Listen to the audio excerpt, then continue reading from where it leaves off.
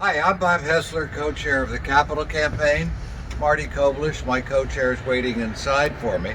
But what we're going to do is I'm going to go in and sign in like you would do if you were visiting the church for the first time since the COVID regulations started. But this is the new entrance, and Mary Lou's office is right inside. This is the way you would normally come into the church if you're visiting to meet Mary Lou or meet Joe or whatever reason you're here. So with that, let's go in.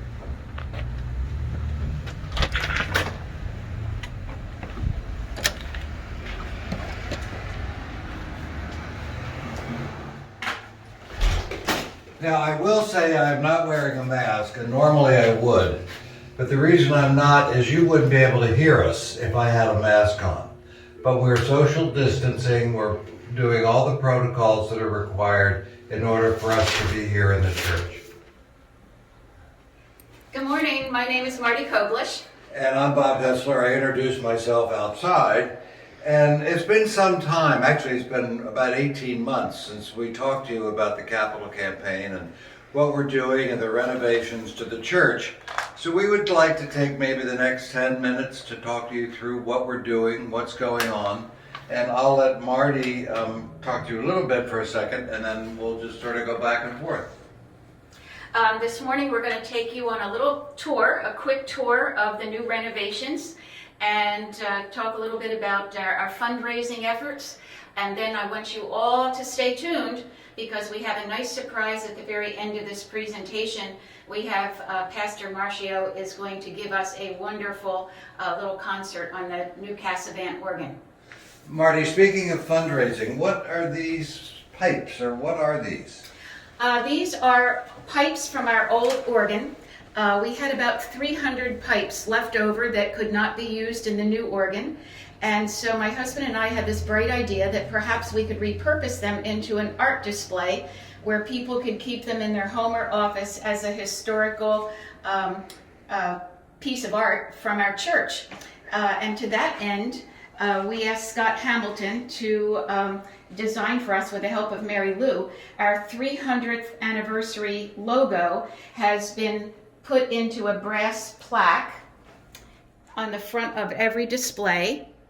And we put a call out for a person who was good at woodworking to help us build the displays. They were Cam's designs, but we needed somebody to actually build them. And to that, we found a gentleman from the Episcopal Church named Tom Cottrell, who is a retired nuclear engineer and his hobby is woodworking. He's a Stephen minister, so through our Stephen ministry individuals, he learned about us. And he has manufactured these beautiful, beautiful bases made out of oak and ash and cherry. And then we have embedded trumpet pipes, mixture flute pipes, regular flute pipes, a little bit of each. The displays range in price from $50 up to $275, and they are actually on our church website so people know how to acquire them. And the exciting thing is that without a lot of advertising, we have already brought in a little over $1,000 for these pipes. So I'm really excited about this project. And in addition, we have the pendants or charms from Forest Beach that we're doing in both silver and gold. And we have the same logo on the pipes, Scott Hamilton made into tie chains, cufflinks, and lapel pins for the men. And between the jewelry sales, we have netted in so far a little over $5,000. So we're really excited about the fundraising of our little extras to help put us over the top. From the big perspective, we still have to raise about $475,000 to finish or to pay for the renovations to the church, and we have to raise about $167,000 to pay for the organ. And our fundraising objective is to have something for everybody. We've got the pipes, we've got the jewelry. At some point in the future, we'll probably do paving bricks for people to put something on a brick outside in memory of someone or an event that's important to them. And then we've got the capital campaign per se, where we're asking people to either contribute more, accelerate their program in terms of what they've given the church. And we'll talk about that a little more, but basically there is something for everybody in what we're trying to do in terms of fundraising. As is often the case, only 80 people have contributed to the capital campaign. That means there are about 100 that have not. And we like to think, because this church is so special to all of us, that we will all at some point contribute, and we're giving you the opportunity to do that by all the different types of fundraising appeals that we're doing. So with that, if we want to go on to the guided tour. I just want to add one thing to that, Bob, and that is the members of the Capital Campaign Committee have increased their pledges, and we have some angel donors that have come forward, and we are going to be offering a matching program, so that for those of you who feel that perhaps you're a little intimidated, that you don't have a lot to give, that's not really the case. Anything and everything is perfectly acceptable, wonderful, and desperately needed to put us over the top. The angel donors have contributed roughly $80,000 at this point, which means if you give $25, it automatically turns to $50. If you give $100, it's $200. So it would be a substantial benefit for us. And if you take that $80,000 and you're able to double it through contributions of people doing this matching campaign, we will literally have the organ totally paid for. So I think we need to put that into perspective, and we desperately need your help. So let the tour begin. So Marty is 6 feet behind me. As I said, we're very mindful of the COVID regulations, but we're taking some creative license here. This is the new elevator, and we will go for a ride in a minute. This is the new entrance off of the side of the building. Marty can add whatever she wants in terms of... Well, they're now double doors, and we have beautiful paneling lights around the outside of it to keep its very colonial looking appearance. It's light and bright with a lot of recessed lighting, and this brings us into our fellowship hall, which is still, it's finished, but it desperately needs to be straightened up, and we are working on getting that arranged. Mary Lou can point her camera in that direction. You can see a brand new floor. It's been repainted. The closets are all gone, which makes the room incredibly large and a lot more useful and functional. The kitchen has been redone, and we now have a pantry, which is very exciting. So the kitchen is all back to straights. And we have a beautiful pantry that we've never had before, so it makes the kitchen a lot more functional. And here we are in the parlor, which has been totally redesigned, repainted by the women on the design committee.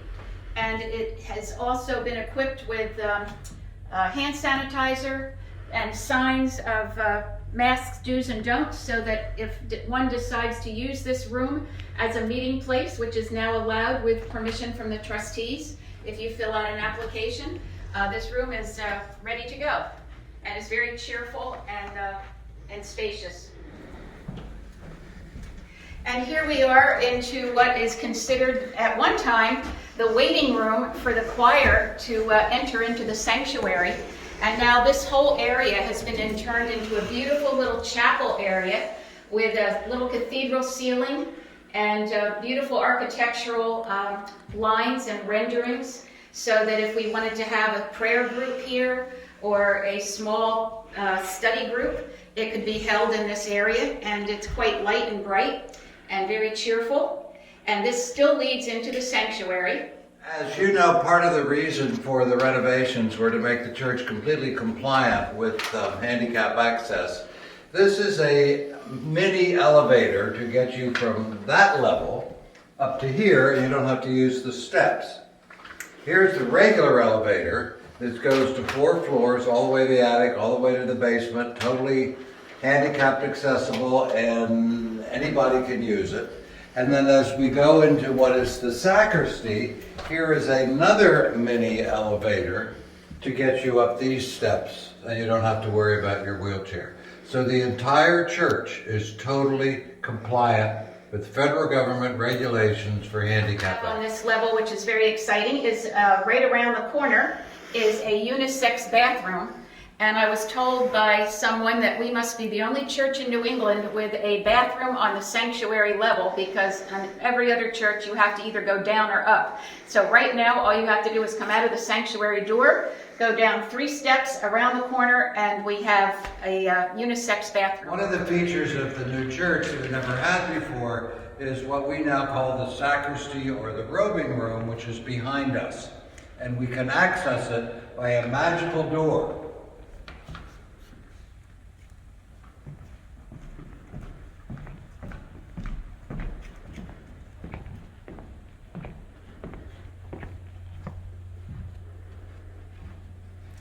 The exciting thing about this room is that it has a sink and running water, so that people who are in charge of communion can actually wash out their communion materials and store them in here.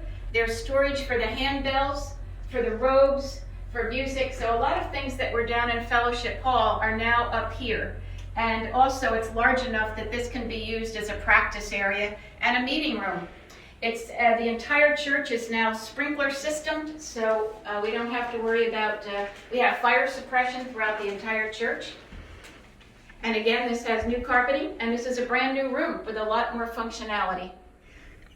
And now in the sanctuary, I would like you to notice we have beautiful new carpeting, and we also have beautiful new pew cushions, which, believe it or not, actually match the color of our hymnals, which I think is quite exciting. And also, if you would look at the facade pipes in the front, they're beautiful. They've all been done with gold in the mouths of them. And we have a new grill up there. We have a brand new organ that has a 3-manual organ, which means 3 keyboards instead of the old 2, with a lot of new stops and pipes that are hidden behind. So now, behind the facade pipes, you will find the internal workings of the organ as well as all the pipes, which allowed us to have a much larger chancel area, which has a brand new floor. So I hope you've enjoyed our brief tour and our financial update. And if you would like further information about making a contribution, increasing your pledge, making an additional pledge, or accelerating your pledge schedule, you can please reach out to Bob or to me. Our contact information is in the directory, and Mary Lou will have it on the website as well. And we would welcome arranging an individual tour for those of you who call us, so that if you have any questions, we can answer them on a one-to-one basis in a private setting. For all of you who have given already to support our church, we truly thank you. The outpouring of money to get this far has actually been astounding. We're hopeful that we've inspired those of you who have not given to think about giving through one of the 4 or 5 different programs we have, whether it's matching grants, whether it's just an outright donation, whether it's jewelry, whether it's pipes, whether it's going to be bricks outside. But this is a unique church, and it's very special. And I think we all have to realize that and support it financially. In the next couple of weeks, we will be following up with a letter to everybody, kind of highlighting what we've said today in terms of what's available to you, in terms of donation opportunities. We'll kind of remind you about where we are and where we're going.